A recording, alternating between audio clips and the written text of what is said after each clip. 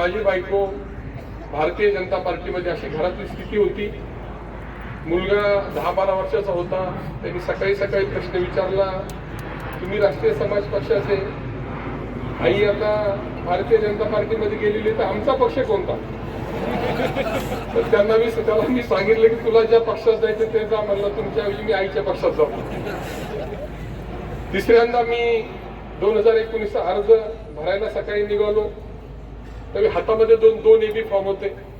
एक होता राष्ट्रीय समाज पक्षाचा, दुसरा होता भारतीय जनता पार्टीचा. आणि मुख्यमंत्र्यांनी मला 12 वाजता सांगितलं की तुला भारतीय जनता पार्टीचा एबी फॉर्म भरायचा आहे. आमची जी काही मिरवणूक निघाली होती ती राष्ट्रीय समाज पक्षाची निघाली. आणि एबी फॉर्म मी 2:45 वाजता भारतीय जनता पार्टीचा दिला. 3:30-4 वाजेपर्यंत मला एकट्यालाच माहित होतं की मी एबी फॉर्म कुणाचा भरलेला आहे.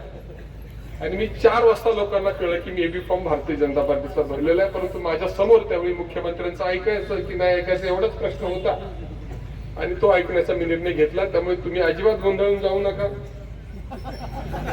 सगळं नीट होणार आहे. हातात सगळं तुमच्या आहे. तरुण ज्येष्ठ मंडळी सगळी बरोबर आहे. कौतुक मला ज्येष्ठ मंडळींचं आहे.